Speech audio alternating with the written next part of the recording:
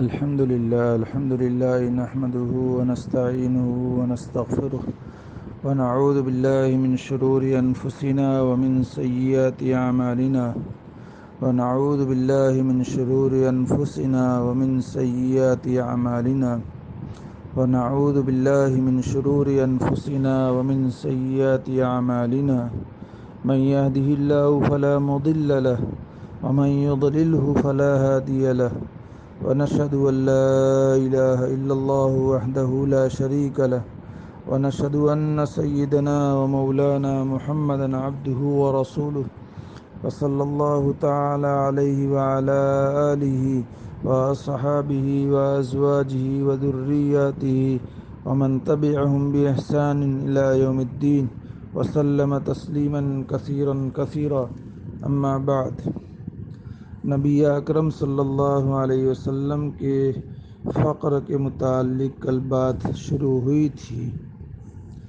آگے بڑھتے ہوئے حافظ ابن حجر رحمۃ اللہ علیہ کہتے ہیں کہ حقیقت یہ ہے کہ صحابہ میں سے اکثر جب تک مکہ میں رہے تنگ دست تھے۔ جب مکہ سے ہجرت کر کے مدینہ منورہ چلے گئے، وہاں انصار نے ہر طرح ان کے ساتھ تعاون کیا، انہیں اپنے گھروں میں ٹھہرایا، کاروبار میں شریک کیا، جہاد کا آغاز ہوا، دوسرے علاقے فتح ہوئے اور مال غنیمت آنا شروع ہوا تو تقریباً تمام صحابہ وسعت اور خوشحالی سے آسودہ ہو گئے، لیکن اس کے باوجود صحابہ اپنا مال و دولت اپنی ذاتی عیش سامانی پر خرچ نہیں کرتے تھے۔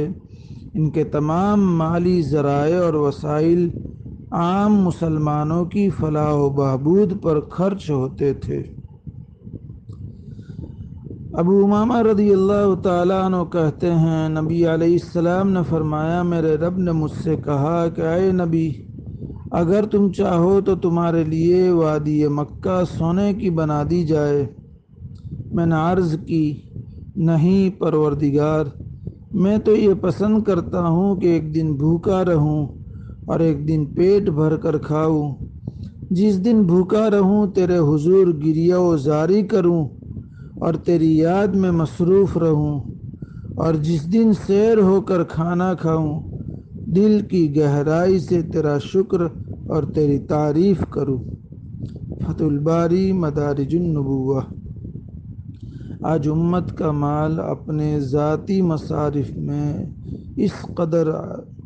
زیادہ خرچ ہو رہا ہے، الامان والحفیظ الامان والحفیظ، اور ذاتی میں بھی فضولیات میں خرچ ہو رہا ہے۔ بہت بڑے ڈرنے کی بات ہے۔ گھر کے رینوویشن، طرح طرح کے کپڑے، زیورات، گھر کی کروکری، فرنیچر، گاڑیوں میں ایک دوسرے سے آگے بڑھنا اور دیگر چیزوں میں، جبکہ امت کا حال یہ ہے کہ امت درماندگی میں، فقر میں، تنگ دستی میں، حالات میں انفرادی طور پر اور اجتماعی طور پر دونوں اعتبار سے مبتلا ہے، لیکن امت کی انفرادی طور پر فکر کم ہوتی ہے اور اجتماعی طور پر تو فکر بہت ہی کم ہوتی ہے۔ اللہ ہم سب کو اپنے اموال امت کے لیے انفرادی اور اجتماعی فلاح و بہبود اور دنیاوی اور اخروی کامیابی کے لیے صرف کرنے کی توفیق دے، آسان فرمائے اور اللہ مدد فرمائے۔ جیسے نبی اکرم صلی اللہ علیہ وسلم اور صحابہ کا اپنی ذاتی عیش میں خرچ نہ کرنا اور امت کی اور عام مسلمانوں کی فلاح و بہبود پر خرچ کرنا وارد ہوا، اللہ ہمیں بھی صفات رسول صلی اللہ علیہ وسلم اور صفات صحابہ پر آنے کی توفیق دے۔ حضور نبی کریم صلی اللہ علیہ وسلم نے فرمایا، مجھ سے پہلے انبیاء پر بھی فقر و فاقہ کی سختیاں گزری ہیں اور مجھے بھی اللہ تعالیٰ کی نوازشوں میں یہ نوازش سب سے زیادہ پسند ہے۔ حضرت عائشہ صدیقہ رضی اللہ تعالیٰ عنہ کہتی ہیں نبی علیہ السلام کبھی بھی سیر ہو کر کھانا نہیں کھاتے تھے، اور آپ نے کبھی کسی سے اس بات کا ذکر بھی نہیں کیا، کیونکہ آپ کو فقر غنا سے اور بھوک پیٹ بھر کر کھانے سے زیادہ محبوب اور پسندیدہ تھی۔ آپ بسا اوقات بھوک کی وجہ سے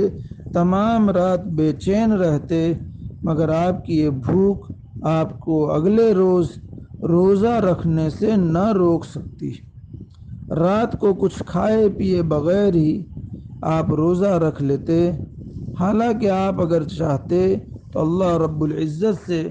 دنیا کے تمام خزانے اور ہر قسم کی نعمتیں اور فراوانیاں مانگ سکتے تھے، مگر آپ نے فقر و فاقہ کو عیش سامانی پر ہمیشہ ترجیح دی۔ میں حضور اقدس صلی اللہ علیہ وسلم کی یہ حالت دیکھ کر رونے لگتی، اور خود میری اپنی یہ حالت ہوتی کہ بھوک سے برا حال ہوتا اور میں پیٹ پر ہاتھ پھیرنے لگتی اور حضور صلی اللہ علیہ وسلم سے کہنے لگتی کاش ہمیں صرف گزر بسر ہی کی حد تک کھانے پینے کا سامان میسر ہوتا، فراخی اور عیش سامانی نہ سہی، کم از کم اتنا تو ہوتا کہ اطمینان سے ہمارا گزر بسر چلتا۔ میری یہ بات سن کر آپ نے فرمایا اے عائشہ، ہمیں دنیا سے کیا غرض؟ مجھ سے پہلے میرے بہت سے بھائی جو جلیل القدر پیغمبر تھے اس دنیا میں آئے، انہوں نے مجھ سے زیادہ سختیاں برداشت کی، مگر صبر کیا اور اسی حال میں اپنے خدا سے جا ملے۔ وہاں انہیں بلند مقامات سے نوازا گیا اور طرح طرح کی نعمتیں ان کو عطا کی گئی۔ میں ڈرتا ہوں کہ مجھے اس دنیا میں فراخی دے دی جائے اور آخرت کی لازوال نعمتوں میں کمی ہو جائے۔ میرے نزدیک اس سے زیادہ محبوب اور پسندیدہ کوئی بات نہیں کہ میں اپنے دوستوں اور بھائیوں سے اسی حالت میں جا ملوں صلی اللہ علیہ وسلم۔ ہماری عورتوں کو بھی سوچنے کا مقام ہے کہ گھروں میں بیجا سامان بسانا، گھروں میں ضرورت سے زائد چیزیں بسانا اور اس میں پیسہ صرف کرنا، اور امت کے انفرادی اور اجتماعی کاموں میں کم توجہ دینا، اللہ معاف فرمائے۔ حضرت عائشہ صدیقہ رضی اللہ تعالیٰ عنہ فرماتی ہیں کہ جس وقت حضور صلی اللہ علیہ وسلم نے بات فرمائی، اس کے بعد مشکل سے 1 ماہ آپ ہم میں رہے، پھر آپ کا وصال ہو گیا اور اپنے مالک حقیقی سے جا ملے۔ انا للہ و انا الیہ راجعون، صلی اللہ علیہ وسلم تسلیما کثیرا کثیرا۔